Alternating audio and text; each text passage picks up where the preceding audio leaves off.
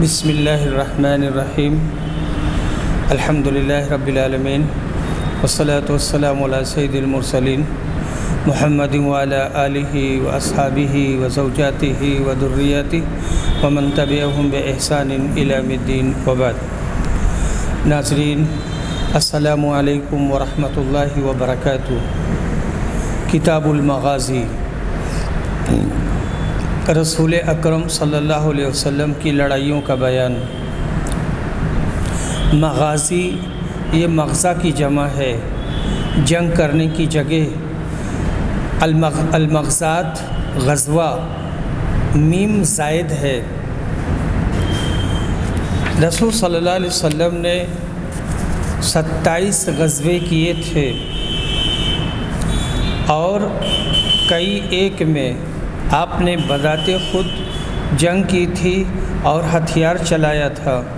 مورخین کہتے ہیں کہ وہ 9 تھیں، اور جو سریہ ہیں تو سریہ کی تعداد ابن اسحاق نے اسے 36 بتایا ہے، واقدی نے 48 اور ابن جوزی نے 56، مسعودی نے 60 بتایا ہے۔ غزوہ میں رسول صلی اللہ علیہ وسلم بذات خود شریک رہتے تھے، اور سریہ یا بعوث ہیں تو اس میں آپ شریک نہیں رہتے تھے، کسی کو کمانڈر بنا کر کے بھیجتے تھے۔ غزوات کا بیان۔ باب غزوۃ العشیرہ او العسیرہ، غزوہ عشیرہ یا عسیرہ کا بیان۔ ابن اسحاق کہتے ہیں کہ نبی صلی اللہ علیہ وسلم کا سب سے پہلا غزوہ مقام ابوا کا ہوا، پھر جبل بوات، پھر عشیرہ۔ غزوہ اس جہاد کو کہتے ہیں جس میں نبی صلی اللہ علیہ وسلم اپنی ذات سے خود تشریف لے گئے ہوں، اور سریہ وہ جس میں آپ بذات خود تشریف نہ لے گئے ہوں۔ جحیفہ سے مدینہ کی جانب ایک گاؤں ابوا ہے، اور بوات ینبو کے قریب ایک پہاڑی کا نام ہے۔ عشیرہ بھی ایک مقام ہے یا ایک قبیلہ کا نام ہے۔ ان تینوں جہادوں میں نبی کریم صلی اللہ علیہ وسلم بدر کی جنگ سے پہلے تشریف لے گئے تھے۔ کہتے ہیں ابوا میں مسلمانوں اور کافروں میں جنگ ہوئی۔ سعد بن ابی وقاص نے اس پر تیر چلایا۔ یہ پہلا تیر تھا جو اللہ کی راہ میں مارا گیا۔ یہ تینوں جہاد ہجرت سے ایک سال بعد کیے گئے۔ حدیث نمبر 3949۔ ابو اسحاق کہتے ہیں کہ میں ایک دفعہ زید بن ارقم کے پہلو میں بیٹھا تھا۔ ان سے پوچھا گیا کہ نبی صلی اللہ علیہ وسلم نے کتنے غزوے کیے؟ انہوں نے کہا 19۔ میں نے پوچھا آپ صلی اللہ علیہ وسلم کے ساتھ کتنے غزوات میں تم شریک رہے؟ تو انہوں نے کہا کہ 17 میں۔ میں نے پوچھا آپ صلی اللہ علیہ وسلم کا سب سے پہلا غزوہ کون تھا؟ کہا کہ عسیرہ یا عشیرہ۔ پھر میں نے اس کا ذکر قتادہ سے کیا تو انہوں نے کہا کہ صحیح لفظ عشیرہ ہے، شین معجمہ سے ہی یہ لفظ صحیح ہے۔ نبی صلی اللہ علیہ وسلم کفار قریش کے ایک قافلہ کی خبر سن کر تشریف لے گئے تھے، مگر قافلہ تو نہیں ملا۔ ہاں جنگ بدر اس کے نتیجہ میں وقوع پذیر ہوئی۔ باب و ذکر نبی صلی اللہ علیہ وسلم من یقتل ببدر، مقتولین بدر کے متعلق نبی صلی اللہ علیہ وسلم کی پیش گوئی کا بیان۔ اس باب میں امام مسلم نے جو روایت کی ہے وہ زیادہ مناسب ہے کہ نبی صلی اللہ علیہ وسلم نے جنگ شروع ہونے سے پہلے حضرت عمر کو بتلا دیا تھا کہ اس جگہ فلاں کافر مارا جائے گا اور اس جگہ فلاں۔ حضرت عمر کہتے ہیں کہ آپ نے جو مقام ہر کافر کے لیے بتلائے تھے وہ کافر انہی جگہوں پر مارے گئے۔ یہ آپ کا کھلا ہوا معجزہ تھا۔ حضرت عمر کہتے ہیں کہ آپ نے جو مقام ہر کافر کے لیے بتائے تھے اس سے وہ ذرہ برابر نہیں ہٹے۔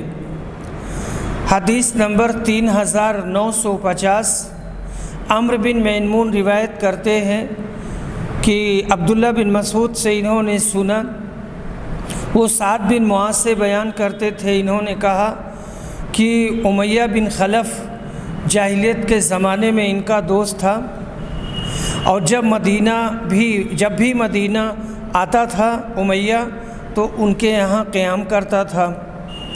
اسی طرح سعد جب مکہ سے گزرتے تو امیہ کے یہاں قیام کرتے تھے۔ جب نبی صلی اللہ علیہ وسلم ہجرت کر کے تشریف لائے تو ایک مرتبہ سعد مکہ عمرہ کے ارادے سے گئے اور امیہ کے پاس قیام کیا۔ انہوں نے امیہ سے کہا کہ میرے لیے کوئی تنہائی کا وقت بتلاؤ تاکہ میں بیت اللہ کا طواف کروں۔ چنانچہ امیہ نے دوپہر کے وقت ان کو لے کر نکلا، یعنی دوپہر کے وقت گئے۔ ان سے ابو جہل کی ملاقات ہوئی۔ اس نے پوچھا، ابو صفوان یہ تمہارے ساتھ کون ہے؟ امیہ نے کہا کہ یہ سعد بن معاذ ہے۔ ابو جہل نے کہا، میں تمہیں مکہ میں امن کے ساتھ طواف کرتا ہوا نہ دیکھوں۔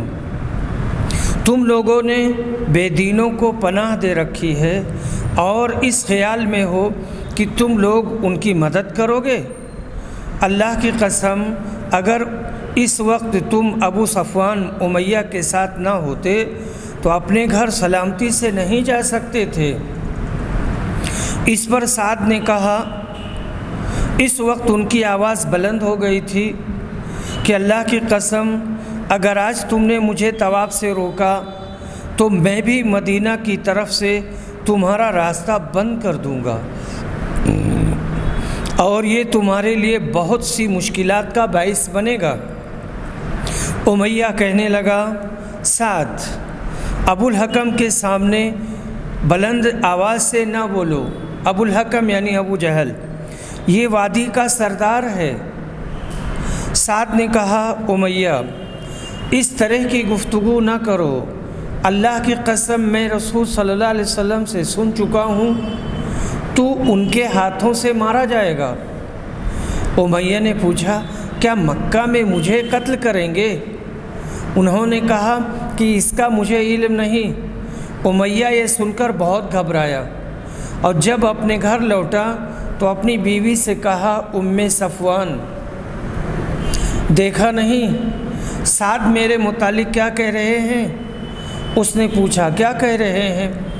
امیہ نے کہا کہ وہ یہ بتلا رہے تھے کہ محمد نے مجھے خبر دی ہے، محمد نے انہیں خبر دی ہے کہ کسی نہ کسی دن وہ مجھے قتل کر دیں گے۔ میں نے پوچھا، کیا مکہ میں مجھے قتل کریں گے؟ تو انہوں نے کہا، اس کی مجھے خبر نہیں۔ امیہ کہنے لگا، اللہ کی قسم اب مکہ سے باہر میں کبھی نہیں جاؤں گا۔ پھر بدر کی لڑائی کے موقع پر جب ابو جہل نے قریش سے لڑائی کی تیاری کے لیے کہا کہ اپنے قافلہ کی مدد کو چلو، تو امیہ نے لڑائی میں شرکت پسند نہیں کی، لیکن ابو جہل اس کے پاس آیا اور کہنے لگا، ابو صفوان تم وادی کے سردار ہو، جب لوگ دیکھیں گے کہ تم ہی لڑائی میں نہیں نکلتے ہو تو دوسرے لوگ بھی نہیں نکلیں گے۔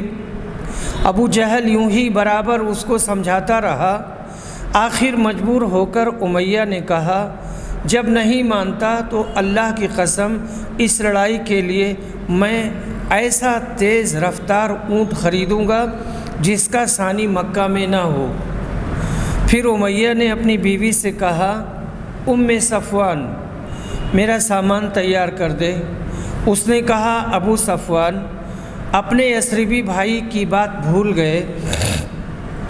امیہ بولا، میں بھولا نہیں ہوں، ان کے ساتھ صرف تھوڑی دور تک جاؤں گا۔ جب امیہ نکلا تو راستہ میں جس منزل پر بھی ٹھہرنا ہوتا یہ اپنا اونٹ اپنے پاس ہی باندھے رکھتا، وہ برابر ایسے ہی احتیاط کرتا رہا یہاں تک کہ اللہ تعالیٰ نے اسے قتل کرا دیا۔ ترجمہ باب اس سے نکلتا ہے کہ نبی اکرم نے امیہ کے مارے جانے سے پہلے ہی اس کے قتل کی خبر دے دی تھی۔ کرمانی نے الفاظ انہم قاتلوک کی تفسیر یہ کی ہے کہ ابو جہل اور اس کے ساتھی تجھ کو قتل کرائیں گے۔ امیہ کو اس وجہ سے تعجب ہوا کہ ابو جہل تو میرا دوست ہے، وہ مجھ کو کیوں کر قتل کرائے گا؟ اس صورت میں قتل کرانے کا مطلب یہ ہے کہ وہ تیرے قتل کا سبب بنے گا۔ امیہ بدر کی لڑائی میں جانے پر راضی نہ تھا، لیکن ابو جہل زبردستی اس کو پکڑ کر لے گیا۔ امیہ جانتا تھا کہ محمد جو بات کہہ دیں وہ ہو کر رہے گی صلی اللہ علیہ وسلم، اگرچہ اس نے واپس بھاگنے کے لیے تیز رفتار اونٹ ہمراہ لیا، مگر وہ اونٹ کچھ کام نہ آیا اور امیہ بھی جنگ بدر میں قتل ہوا۔ خود حضرت بلال نے اسے قتل کیا، جسے کسی زمانہ میں یہ سخت سے سخت تکلیف دیا کرتا تھا۔ حضرت سعد نے ابو جہل کو اس سے ڈرایا کہ مکہ کے لوگ شام کی تجارت کے لیے براستہ مدینہ جایا کرتے تھے اور ان کی تجارت کا دار و مدار شام ہی کی تجارت پر تھا۔ بعض شارحین نے انہم قاتلوک سے مسلمان مراد لیے ہیں اور کرمانی کے قول کو ان کا وہم قرار دیا ہے۔ بہرحال حضرت سعد نے جو کچھ کہا تھا اللہ نے اسے پورا کر دیا اور امیہ جنگ بدر میں قتل ہوا۔ باب قصۃ غزوۃ بدر، غزوہ بدر کا بیان۔ مدینہ سے کچھ میل کے فاصلے پر بدر نامی ایک گاؤں تھا جو بدر بن مخلد بن نصر بن کنانہ کے نام سے آباد تھا۔ بدر یا بدر ایک کنویں کا نام تھا۔ سن 2 ہجری میں رمضان میں مسلمانوں اور کافروں کی یہاں مشہور جنگ ہوئی جس کا ذکر یہاں ہو رہا ہے۔ 17 رمضان بروز جمعہ یہ معرکہ پیش آیا جس میں کفار قریش کے 70 اکابر مارے گئے اور اتنے ہی قید ہوئے۔ اس جنگ نے کفار کی کمر توڑ دی اور اللہ تعالیٰ کے اس فرمان کا بیان وَلَقَدْ نَصَرَكُمُ اللَّهُ بِبَدْرٍ وَأَنْتُمْ أَذِلَّةٌ فَاتَّقُوا اللَّهَ لَعَلَّكُمْ تَشْكُرُونَ۔ اللہ کا فرمانا، اور یقیناً اللہ نے تمہاری مدد کی بدر میں جس وقت کی تم کمزور تھے، تو تم اللہ سے ڈرتے رہو تاکہ تم شکر گزار بن جاؤ۔ اے نبی، وہ وقت یاد کرو جب تم ایمان والوں سے کہہ رہے تھے کیا یہ تمہارے لیے کافی نہیں کہ تمہارا پروردگار تمہاری مدد کے لیے 3000 فرشتے اتارے؟ کیوں نہیں، بشرطے کہ تم صبر کرو اور اللہ سے ڈرتے رہو، اور اگر وہ تم پر فوراً آ پڑیں تو تمہارا پروردگار تمہاری مدد 5000 نشان کیے ہوئے فرشتوں سے کرے گا، اور یہ تو اللہ نے اس لیے کیا کہ تم خوش ہو جاؤ اور تمہیں اس سے اطمینان حاصل ہو جائے، ورنہ فتح تو بس اللہ غالب اور حکمت والے ہی کی طرف سے ہوتی ہے۔ اور یہ نصرت اس غرض سے تھی تاکہ کافروں کے ایک گروہ کو ہلاک کر دے یا انہیں ایسا مغلوب کر دے کہ وہ ناکام ہو کر واپس لوٹ جائیں۔ وحشی نے کہا، حمزہ نے طعیمہ بن عدی بن خیار کو بدر کی لڑائی میں قتل کیا تھا، اور اللہ تعالیٰ کا فرمان سورہ انفال میں، اور وہ وقت یاد کرو کہ جب اللہ تعالیٰ نے تم سے وعدہ کیا تھا 2 جماعتوں میں سے ایک کے لیے کہ وہ تمہارے ہاتھ آئے گی اور تمہارے ہاتھ لگے گی۔ آیات مذکورہ میں جنگ بدر کی کچھ تفصیلات مذکور ہوئی ہیں، اسی لیے امام بخاری نے ان کو یہاں نقل کیا ہے۔ اللہ تعالیٰ نے بہت سے حقائق ان آیات میں ذکر کیے ہیں جو اہل اسلام کے لیے ہر زمانہ میں مشعل راہ بنتے رہے ہیں۔ عنوان میں حضرت امیر حمزہ کا ذکر خیر ہے، جنہوں نے اس جنگ میں صحیح یہ ہے کہ عدی بن نوفل بن عبد مناف کو قتل کیا تھا۔ یہاں جو بات کہی جا رہی ہے تو حضرت حمزہ نے عدی بن نوفل بن عبد مناف کو قتل کیا تھا۔ کہتے ہیں کہ جبیر بن مطعم نے طعیمہ کا بھتیجا تھا، اپنے غلام وحشی سے کہا اگر تو حمزہ کو قتل کر دے تو میں تجھ کو آزاد کر دوں گا۔ عنوان میں مذکور ہے کہ حضرت امیر حمزہ کے ہاتھ سے طعیمہ مارا گیا، جس کے بدلے کے لیے وحشی کو مقرر کیا گیا۔ یہی وحشی ہے جس نے جنگ احد میں حضرت امیر حمزہ رضی اللہ عنہ کو شہید کیا تھا۔ حدیث نمبر 3951۔ کعب بن مالک کہتے ہیں کہ رسول صلی اللہ علیہ وسلم نے جتنے غزوے کیے، میں غزوہ تبوک کے سوا اور سب میں حاضر رہا، البتہ غزوہ بدر میں شریک نہ ہو سکا تھا۔ لیکن جو لوگ اس غزوے میں شریک نہ ہو سکے تھے ان میں سے کسی پر اللہ نے عتاب نہیں کیا، کیونکہ رسول صلی اللہ علیہ وسلم قریش کے قافلے کو تلاش کرنے کے لیے نکلے تھے، لڑنے کی نیت سے نہیں گئے تھے، مگر اللہ نے ناگہانی مسلمانوں کو ان کے دشمنوں سے بھیڑا دیا۔ کہتے ہیں ہرچند حضرت کعب جنگ بدر میں شریک نہیں ہوئے تھے، مگر چونکہ بدر میں نبی صلی اللہ علیہ وسلم کا قصد جنگ کا نہ تھا، اس لیے سب لوگوں پر آپ نے نکلنا واجب نہیں کیا، برخلاف جنگ تبوک کے۔ اس میں سب مسلمانوں کے ساتھ جانے کا حکم تھا، اور جو لوگ نہیں گئے ان پر اس لیے عتاب ہوا کہ کیوں نہیں تم لوگ نکلے اور کیوں نہیں شریک ہوئے۔ باب قول اللہ تعالی اذ تستغیثون ربکم فاستجاب لکم انی ممدکم بألف من الملائکۃ مردفین۔ اور اس وقت کو یاد کرو جب تم اپنے پروردگار سے فریاد کر رہے تھے، پھر اس نے تمہاری فریاد سن لی اور کہا کہ تمہیں لگاتار 1000 فرشتوں سے مدد دوں گا، اور اس نے یہ بس اس لیے کیا کہ تمہیں بشارت ہو اور تاکہ تمہارے دلوں کو اس سے اطمینان حاصل ہو جائے، ورنہ فتح تو بس اللہ ہی کے پاس ہے، بے شک اللہ غالب حکمت والا ہے۔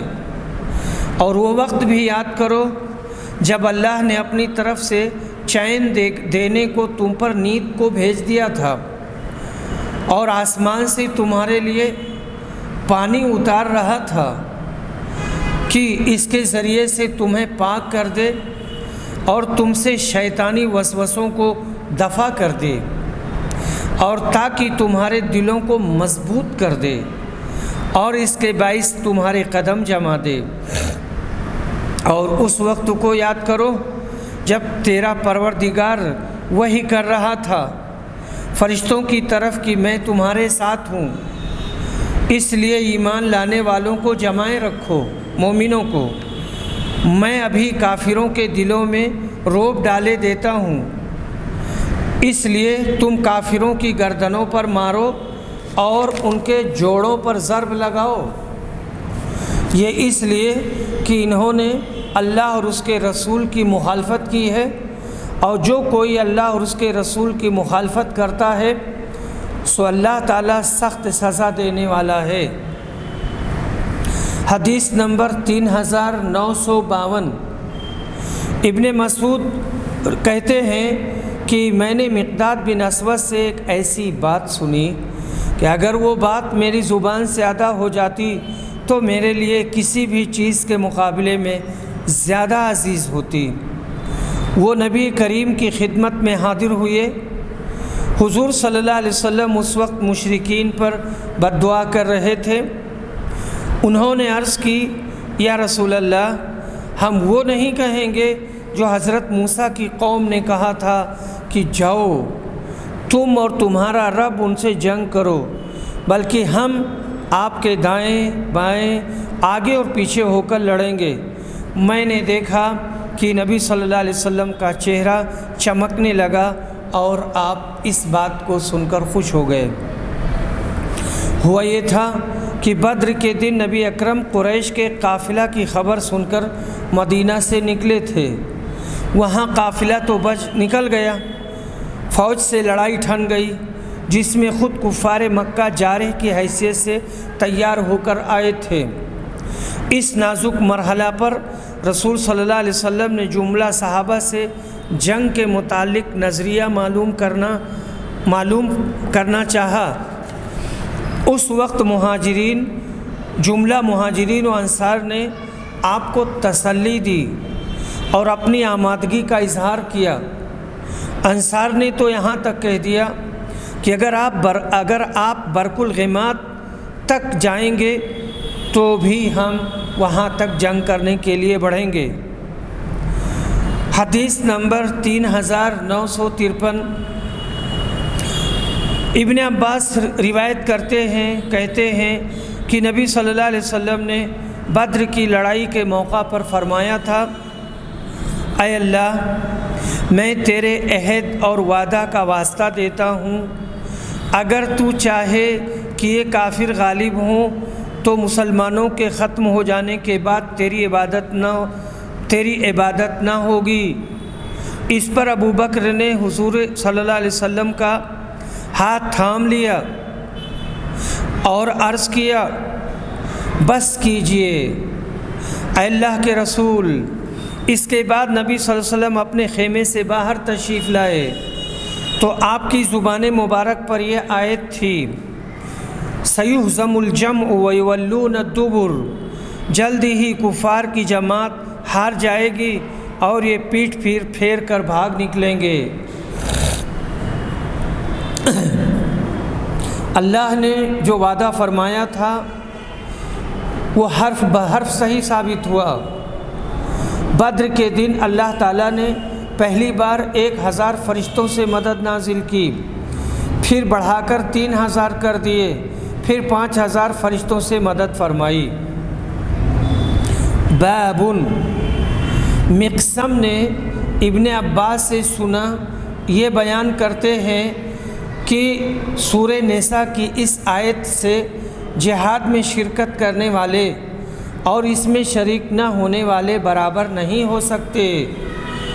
وہ لوگ مراد ہیں جو بدر کی لڑائی میں شریک ہوئے اور جو اس میں شریک نہیں ہوئے، یعنی ان لوگوں کے بارے میں بتانا ہے جو شریک ہوئے اور جو شریک نہیں ہوئے۔ باب عدت اصحاب بدر، جنگ بدر میں شریک ہونے والوں کی تعداد۔ برا ابن عازب بیان کرتے ہیں کہ بدر کی لڑائی کے موقع پر مجھے اور ابن عمر کو نابالغ قرار دے دیا گیا تھا اور اس کے بعد میں ان کو لڑائی کرنے کی اجازت نہیں ملی۔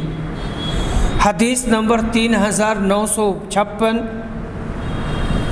برا ابن عازب روایت کرتے ہیں کہ بدر کی لڑائی میں مجھے اور عبداللہ بن عمر کو نابالغ قرار دے دیا گیا تھا، اور اس لڑائی میں مہاجرین کی تعداد 60 سے کچھ زیادہ تھی اور انصار 240 سے کچھ زیادہ تھے۔ کل مسلمان 310 اور 319 کے درمیان تھے۔ جنگ میں بھرتی کے لیے صرف بالغ جوان لیے جاتے تھے۔ حضرت برا اور عبداللہ بن عمر کم سنی کی وجہ سے بھرتی میں نہیں لیے گئے۔ ان کی عمریں 13-14 سالوں کی تھیں۔ جنگ بدر میں کفار کی تعداد 1000 یا 750 تھی اور ان کے پاس ہتھیار بھی کافی مقدار میں تھا، پھر بھی اللہ نے مسلمانوں کو فتح مبین عطا فرمائی۔ طالوت اسرائیل کا ایک بادشاہ تھا جس کی فوج میں حضرت داؤد علیہ السلام بھی شامل تھے۔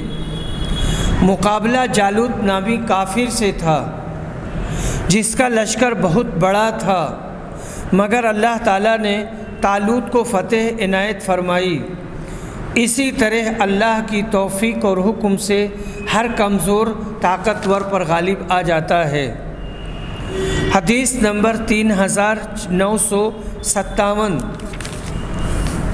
ابو اسحاق نحدی روایت کرتے ہیں، کہتے ہیں کہ میں نے برا سے سنا، انہوں نے بیان کیا کہ حضرت محمد صلی اللہ علیہ وسلم کے صحابہ جو بدر میں شریک تھے مجھ سے بیان کیا کہ بدر کی لڑائی میں ان کی تعداد اتنی ہی تھی جتنی طالوت کے ان اصحاب کی تھی جنہوں نے ان کے ساتھ نہر فلسطین کو پار کیا تھا، تقریباً 310۔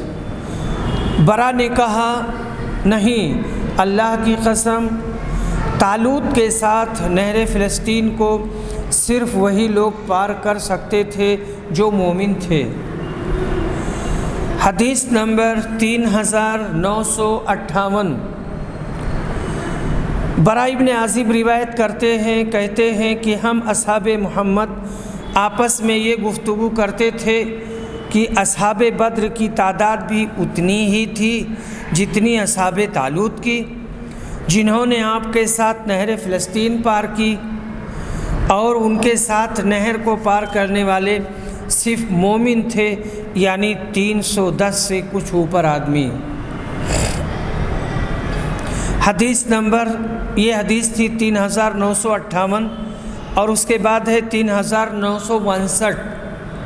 برا ابن عازب رضی اللہ عنہ روایت کرتے ہیں کہ ہم آپس میں یہ گفتگو کیا کرتے تھے کہ جنگ بدر میں اصحاب بدر کی تعداد بھی کچھ اوپر 310 تھی، جتنی ان اصحاب طالوت کی تعداد تھی جنہوں نے ان کے ساتھ نہر فلسطین پار کی تھی، اور اسے پار کرنے والے صرف مومن ہی تھے۔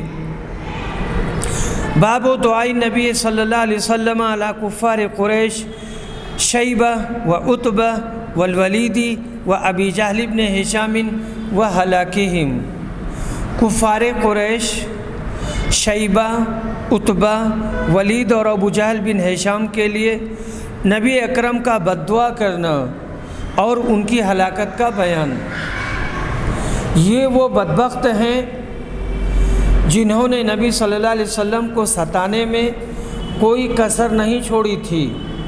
ایک دن جب آپ کعبہ میں نماز پڑھ رہے تھے، ان لوگوں نے آپ کی کمر مبارک پر اونٹ کی اوجھڑی لا کر ڈال دی تھی۔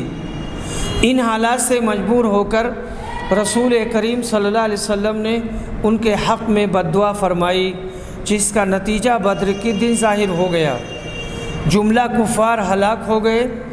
اس سے بحالت مجبوری دشمنوں کے لیے بد دعا کرنے کا جواز ثابت ہوا۔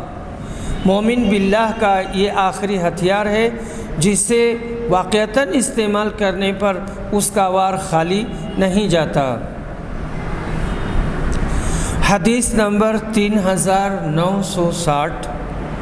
عبداللہ بن مسعود روایت کرتے ہیں کہ نبی صلی اللہ علیہ وسلم نے کعبہ کی طرف منہ کر کے کفار قریش کے چند لوگوں شیبہ بن ربیعہ، عتبہ بن ربیعہ، ولید بن عتبہ اور ابو جہل بن ہشام کے حق میں بد دعا کی تھی۔ میں اس کے لیے اللہ کو گواہ بناتا ہوں کہ میں نے بدر کے میدان میں ان کی لاشیں پڑی ہوئی پائیں۔ سورج نے ان کی لاشوں کو بدبودار کر دیا تھا۔ اس دن بہت شدید گرمی تھی۔ یہ اسی دن کا واقعہ ہے جس دن ان ظالموں نے نبی صلی اللہ علیہ وسلم کی کمر مبارک پر بحالت نماز اونٹ کی اوجھڑی لا کر ڈال دی تھی اور خوش ہو کر ہنس رہے تھے۔ اللہ تعالیٰ نے جلد ہی ان کے مظالم کا بدلہ ان کو دے دیا۔ باب و قتل ابی جہل، بدر کے دن ابو جہل کے قتل کا بیان۔ عبداللہ بن، حدیث نمبر 3960 ہو گئی، اور پھر 3961۔ عبداللہ بن مسعود روایت کرتے ہیں کہ بدر کی لڑائی میں وہ ابو جہل کے قریب سے گزرے، ابھی اس میں تھوڑی سی جان باقی تھی۔ اس نے ان سے کہا، مجھ سے بڑا کوئی اور شخص ہے جس کو تم نے مارا ہے؟ یعنی مرتے مرتے بھی وہ کبر و غرور اور فخر و گھمنڈ میں ڈوبا ہوا تھا کہ ہم سے بڑا کوئی نہیں ہے۔ حدیث نمبر 3962، انس بن مالک رضی اللہ عنہ روایت کرتے ہیں کہ نبی صلی اللہ علیہ وسلم نے فرمایا، کوئی ہے جو معلوم کرے کہ ابو جہل کا کیا حشر ہوا؟ ابن مسعود حقیقت حال معلوم کرنے آئے تو دیکھا کہ افرا کے بیٹوں معاذ اور معوذ نے اسے قتل کر دیا ہے اور اس کا جسم ٹھنڈا پڑا ہے۔ انہوں نے دریافت کیا، کیا تو ہی ابو جہل ہے؟ انس نے بیان کیا کہ پھر ابن مسعود نے اس کی داڑھی پکڑ لی۔ ابو جہل نے کہا، کیا اس سے بھی بڑا کوئی آدمی ہے جسے تم نے آج قتل کیا ہے؟ یا اس نے یہ کہا، کیا اس سے بھی بڑا کوئی آدمی ہے جسے اس کی قوم نے قتل کیا ہے؟ احمد بن یونس نے اپنی روایت میں انت ابا جہل کے الفاظ بیان کیے ہیں۔ انہوں نے یہ پوچھا، کیا تو ہی ابو جہل ہے؟ حدیث نمبر 3963، انس بن مالک روایت کرتے ہیں کہ نبی صلی اللہ علیہ وسلم نے بدر کی لڑائی کے دن فرمایا، کون دیکھ کر آئے گا کہ ابو جہل کا کیا انجام ہوا؟ ابن مسعود معلوم کرنے گئے تو دیکھا کہ افرا کے دونوں لڑکوں نے اسے قتل کر دیا تھا اور اس کا جسم ٹھنڈا پڑا ہے۔ انہوں نے اس کی داڑھی پکڑ کر کہا، تو ہی ابو جہل ہے؟ اس نے کہا، کیا اس سے بھی بڑا کوئی آدمی ہے جسے آج اس کی قوم نے قتل کر ڈالا ہے؟ یا اس نے یوں کہا کہ تم لوگوں نے اسے قتل کیا ہے؟ سلیمان تیمی کی دوسری روایت میں یوں ہے، وہ کہنے لگا، کاش مجھ کو کسانوں نے نہ مارا ہوتا۔ ان سے انصار کو مراد لیا، ان کو ذلیل اور حقیر سمجھا۔ ایک روایت کے مطابق حضرت عبداللہ بن مسعود اس کا سر کاٹ کر لائے تو نبی صلی اللہ علیہ وسلم نے اللہ کا شکر ادا کرتے ہوئے فرمایا کہ اس امت کا فرعون مارا گیا۔ حضرت عبداللہ بن مسعود نے اس مردود کے ہاتھوں مکہ میں سخت تکلیف اٹھائی تھی۔ ایک روایت کے مطابق جب عبداللہ بن مسعود نے اس کی گردن پر پاؤں رکھا تو کہنے لگا، ارے ذلیل بکریاں چرانے والے، تو بڑے سخت مقام پر چڑھ گیا۔ پھر انہوں نے اس کا سر کاٹ لیا۔ حدیث نمبر 3964،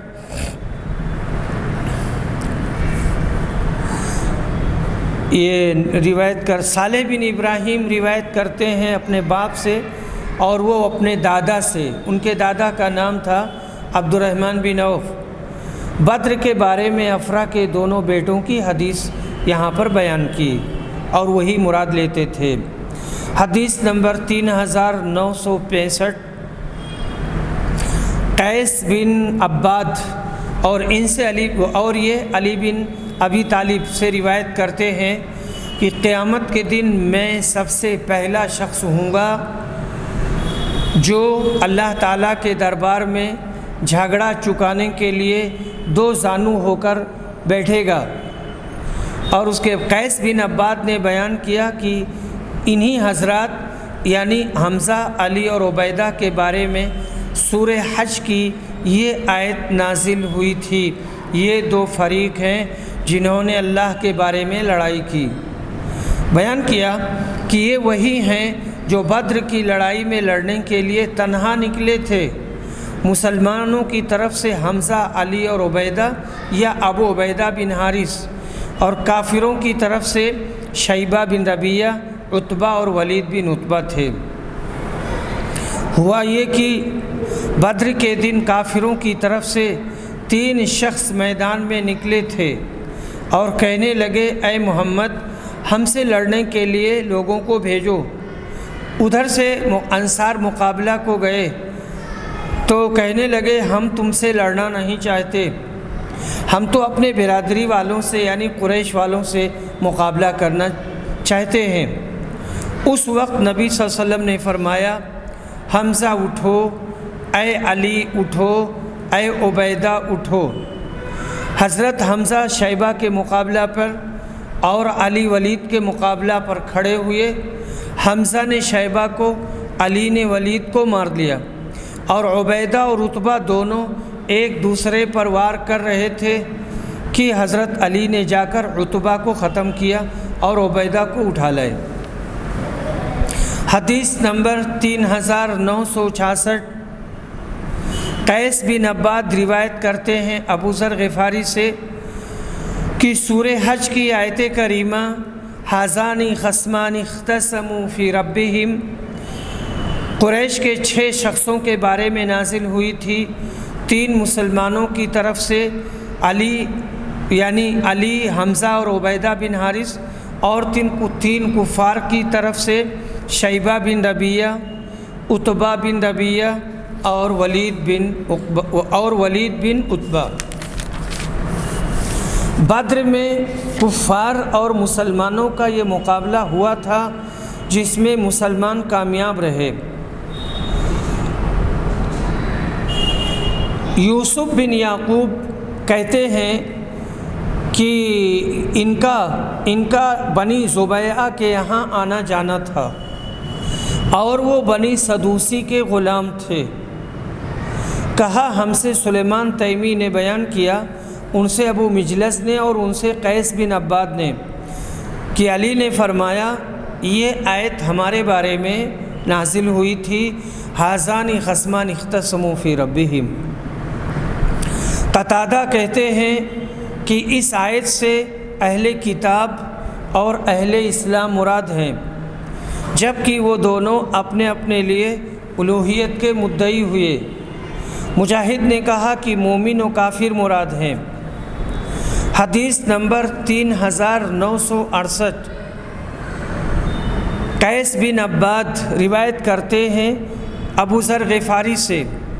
ابو ذر غفاری حلفیتاً اور قسمیہ بیان کرتے تھے کہ یہ آیت انہی 6 آدمیوں کے بارے میں بدر کی لڑائی کے موقع پر نازل ہوئی تھی۔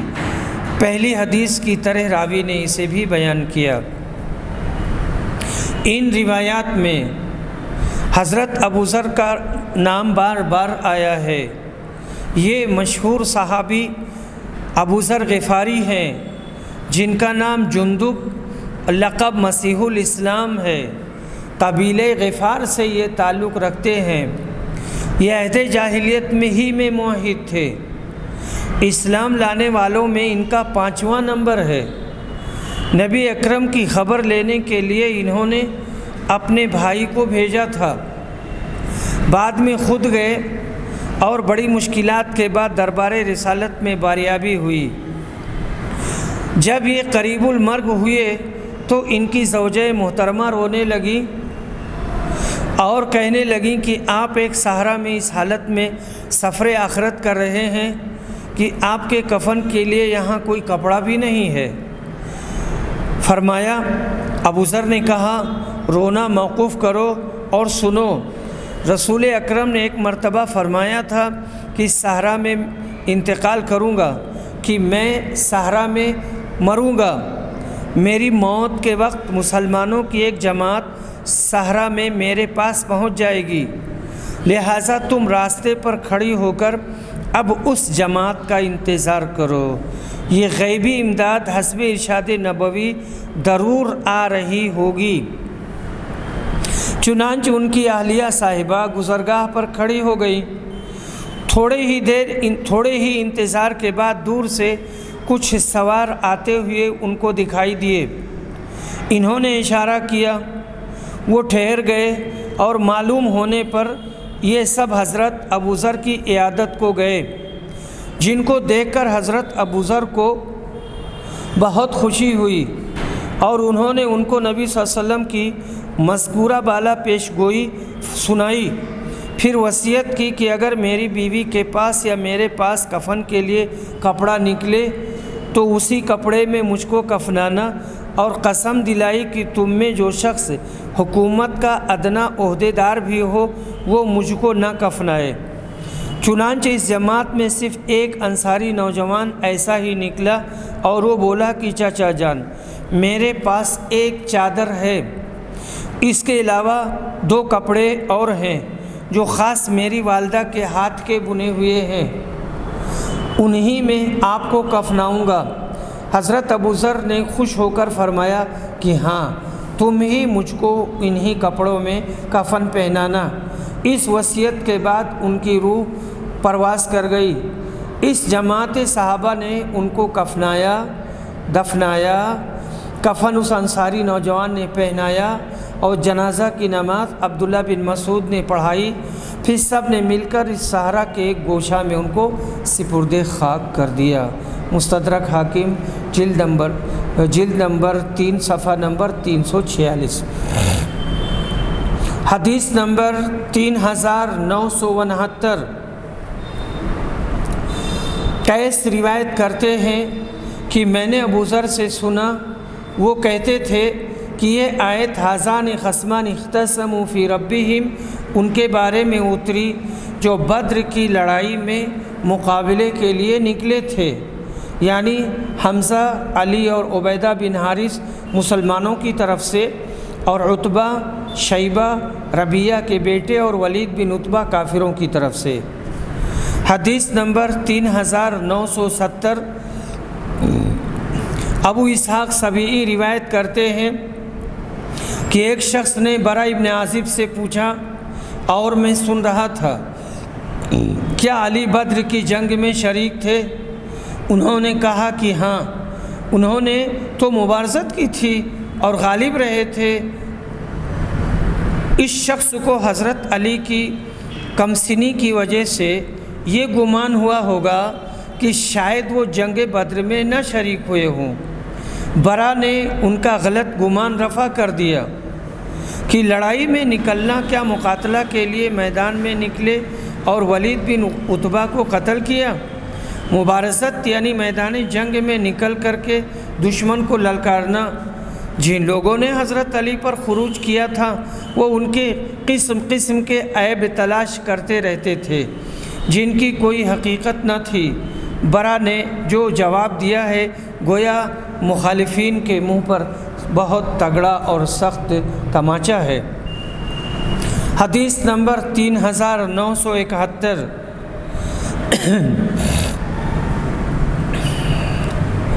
امیہ بن خلف سے کہتے ہیں کہ امیہ بن خلف سے میرا عہد نامہ ہو گیا تھا، پھر بدر کی لڑائی کے موقع پر انہوں نے اس کے اور اس کے بیٹے علی کے قتل کا ذکر کیا۔ بلال نے جب اسے دیکھ لیا تو کہا کہ اگر آج امیہ بچ نکلا تو میں آخرت میں عذاب سے بچ نہیں سکوں گا۔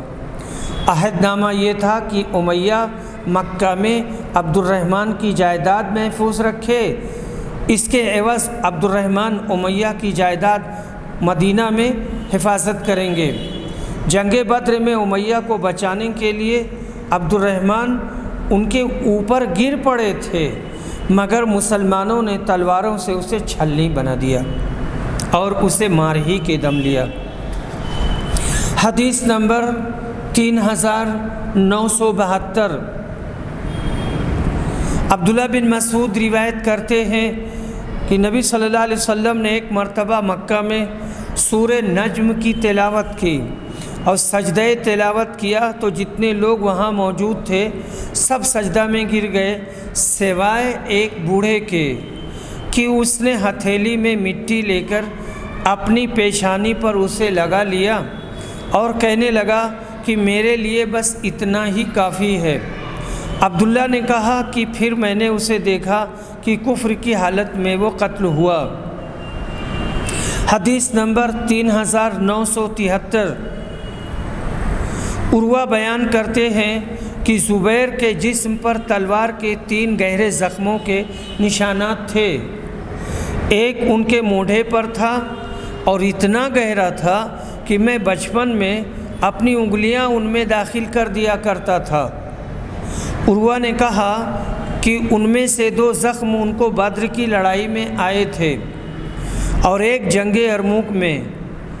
عروہ نے بیان کیا کہ جب عبداللہ بن زبیر کو حجاج کے ہاتھوں سے شہید کر دیا گیا تو مجھ سے عبد الملک بن مروان نے کہا، عروہ کیا زبیر کی تلوار تم پہچانتے ہو؟ میں نے کہا ہاں پہچانتا ہوں۔ اس نے پوچھا اس کی کوئی نشانی بتاؤ۔ میں نے کہا کہ بدر کی لڑائی کے موقع پر اس کی دھار کا ایک حصہ ٹوٹ گیا تھا جو ابھی تک اس میں باقی ہے۔ عبد الملک نے کہا کہ تم نے سچ کہا۔ اور اس کے بعد میں یہاں نابغہ زبیانی کا شعر نقل کیا گیا ہے، چھوٹا سا فوجوں کے ہاتھ لڑتے لڑتے فوجوں کے ساتھ لڑتے لڑتے ان کی تلواروں کی دھاریں کئی جگہ سے ٹوٹ گئی ہیں۔ پھر عبد الملک نے وہ تلوار عروہ کو واپس کر دی۔ ہشام نے بیان کیا کہ ہمارا اندازہ تھا کہ اس تلوار کی قیمت 10,000 درہم ہوگی۔ وہ تلوار ہمارے ایک عزیز عثمان بن عروہ نے قیمت دے کر لے لی تھی۔ میری بڑی آرزو تھی کہ کاش وہ تلوار میرے حصے میں آتی۔ یرموک ملک شام میں ایک گاؤں کا نام تھا۔ وہاں حضرت عمر کی خلافت میں 15 ہجری میں مسلمانوں اور عیسائیوں میں جنگ ہوئی تھی۔ مسلمانوں کے سردار ابو عبیدہ بن جراح تھے اور عیسائیوں کا سردار باہان تھا۔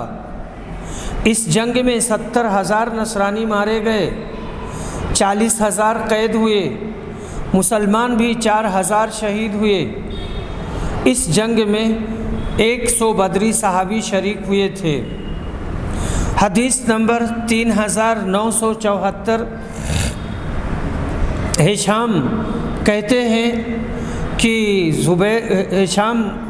ہیں کہ عروہ کی تلوار پر چاندی کا کام تھا۔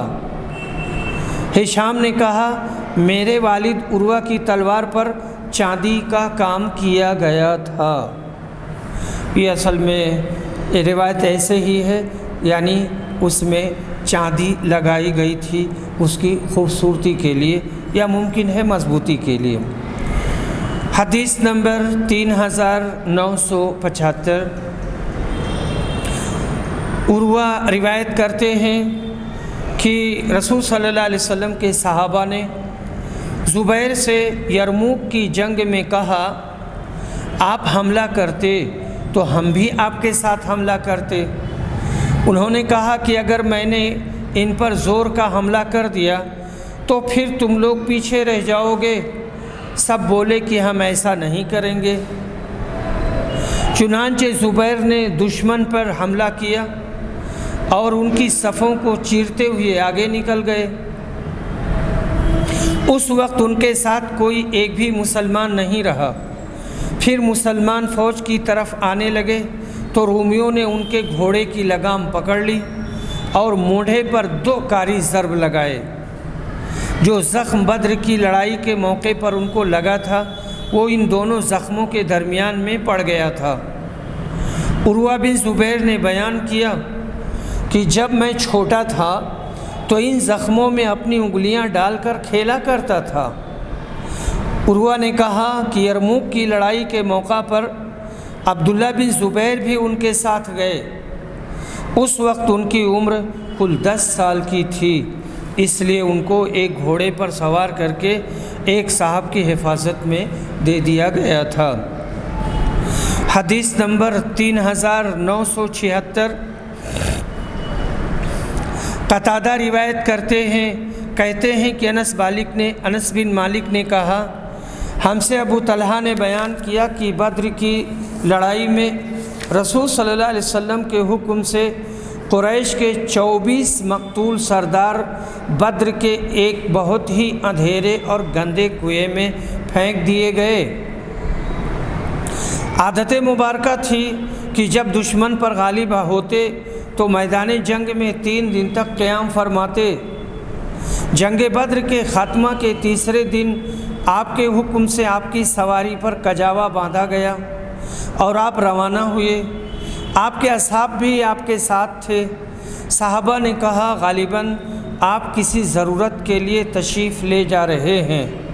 آخر آپ اس کنویں کے کنارے آ کر کھڑے ہو گئے اور کفار قریش کے مقتولین سرداروں کے نام، ان کے باپ کے نام کے ساتھ لے کر آپ انہیں آواز دینے لگے، اے فلاں بن فلاں، اے فلاں بن فلاں، کیا آج تمہارے لیے یہ بات بہتر نہیں ہوگی کہ تم نے دنیا میں اللہ اور اس کے رسول کی اطاعت کی ہوتی؟ بے شک ہم سے ہمارے رب نے جو وعدہ کیا تھا وہ ہمیں پورا مل گیا، تو کیا تمہارے رب کا تمہارے متعلق جو وعدہ تھا وہ بھی تمہیں پوری طرح مل گیا کہ نہیں؟ یعنی عذاب کا وعدہ۔ ابو طلحہ نے کہا، اس پر عمر بول پڑے، اے اللہ کے رسول، آپ ان لاشوں سے کیوں خطاب کر رہے ہیں جن میں کوئی جان نہیں؟